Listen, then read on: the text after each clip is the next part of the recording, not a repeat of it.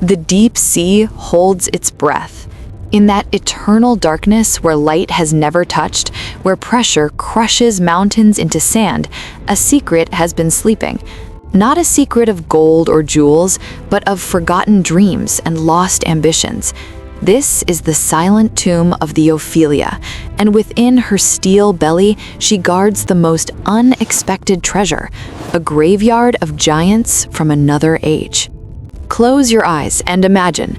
The year is 1926. The world is dancing. Jazz spills from open windows. The air crackles with new money, new machines, new madness. And on the docks of Southampton, under the glare of electric lights, they load the final pieces of cargo onto the most luxurious liner of its time. They are not crates or coal.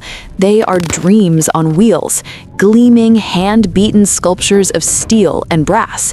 A Rolls-Royce Phantom 1, its silver paintwork mirroring the moon. A Bentley 3-liter, its green hue as deep as English countryside. A Duesenberg Model A, a statement of American audacity.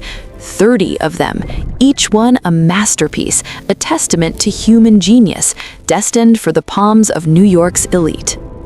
The Ophelia sails at midnight. Champagne corks pop in the first-class lounge. The cars are secured below, polished and pristine. For 3 days, all is well. Then the barometer plummets. The sea, so calm and welcoming, bares its teeth. What comes is not a storm. It is an avalanche of water, a wall of black that swallows the sky. The Ophelia, for all her strength, is a toy in the hands of God.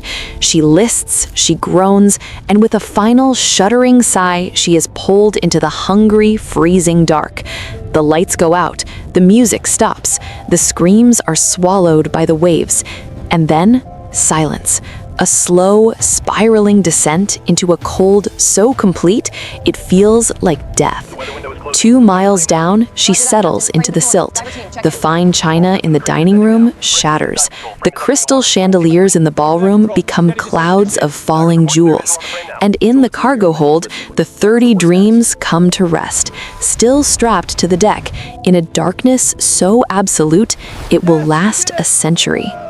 For 100 years, the story of the Ophelia is a ghost story, a cautionary tale whispered in shipping offices and maritime pubs. The insurance companies write it off, families mourn, the world moves on, wars are fought, men land on the moon, the internet is born, and all the while, 2 miles below, a different story is unfolding. The first change is the cold. It seeps into the metal, slowing time itself. Then the pressure, 800 times that of the surface, pushes against every seam, every rivet. It doesn't crush the cars, it embraces them. It holds them in a frozen, timeless hug. And then the visitors arrive, not with lights and noise, but with infinite patience. First, a fine snow of organic matter, marine snow, begins to fall, dusting the gleaming hoods. Bacteria, microscopic and relentless, start their feast. They taste the paint, the leather, the rubber. They excrete acids, and on this invisible foundation, a new world is built. A single larval sponge, smaller than a grain of sand, drifts on a current and attaches itself to the radiator grille of the Rolls-Royce. It is the first settler. Then come the tube worms, planting their white, stalk-like homes on the fenders. Barnacles cement themselves to the glass headlights. Anemones, like undersea flowers, unfold their tentacles on the running boards. The corrosion begun by bacteria now opens doors. Rust weakens the steel, creating intricate lace-like holes in the doors. A curious crab finds one and moves in, claiming the driver's seat. The leather upholstery, once sat on by lords and ladies, becomes a nursery for a colony of polychaete worms. The steering wheel is encased in a brittle, beautiful coral that grows a millimeter a year. The cars are vanishing, not disappearing, but transforming. They are becoming something else, a reef, an oasis, a metropolis in the desert of the abyssal plain. Schools of bioluminescent fish now use the headlight cavities as shelters, their green glow pulsing where beams of light once shone. An octopus, a genius of the deep, makes its den in the glove compartment of the Duesenberg, arranging stolen seashells at the entrance. The cars are no longer machines. They are ecosystems. They are alive. The very process of their death has given birth to a breathtaking, silent symphony of life. Human history has been subsumed by natural history. The pride of the Roaring Twenties is now the foundation for the quiet, timeless drama of the deep sea.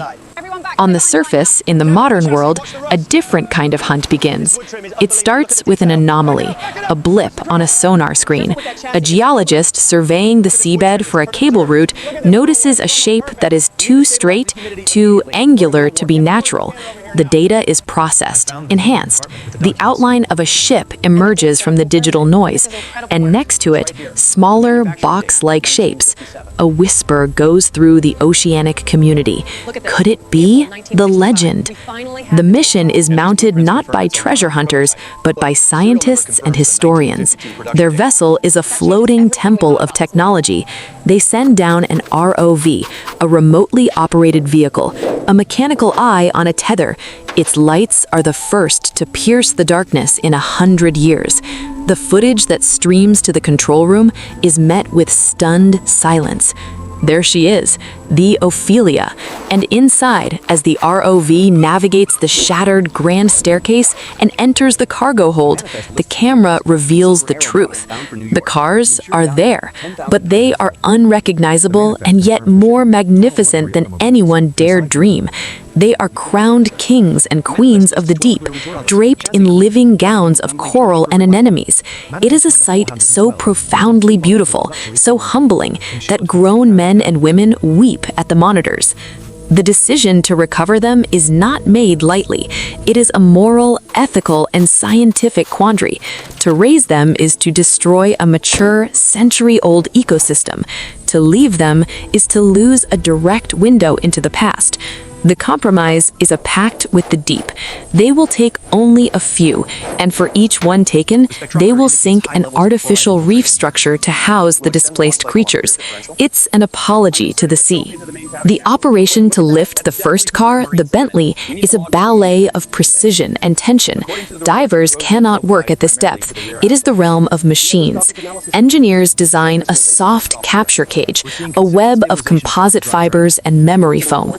For 72 hours, the ROV's robotic arms, controlled by pilots on the surface with joysticks, work like surgeon-like delicacy. They brush away sediment. They slip the cradle underneath. They avoid a garden of fragile glass sponges. Finally, the command is given. A hydraulic winch on the ship above begins to turn. The line tightens. On the screens, the Bentley shivers and a cloud of silt blooms around it. Then, with infinite slowness, it rises. It leaves the seabed. It passes through the eternal midnight zone, then the twilight zone. Jellyfish pulse around it. After 6 hours of ascent, it breaks the surface. The moment is anticlimactic and profound. It is not a splashy rescue, it is a birth. The car emerges from the water not as a triumphant relic, but as a dripping, alien, heartbreaking sculpture. Salt water streams from 1,000 holes. A lone crab clings to a wire wheel before dropping back into the sea. It is placed on the deck, and immediately conservators in protective suits begin to mist it with distilled water. The race against time begins anew. The moment air hits the salt-soaked metal, a new kind of decay, a fast, destructive decay, can begin. They must freeze this moment. In the conservation lab, a world away from the deep sea, the car is treated not as a vehicle, but as an archaeological site. Every inch is photographed under different light spectra. 3D scanners map its topography of decay. Samples of the marine growth are preserved. They are part of the story. The car is slowly, patiently dried in a humidity-controlled chamber over the course of a year. As it dries, secrets emerge.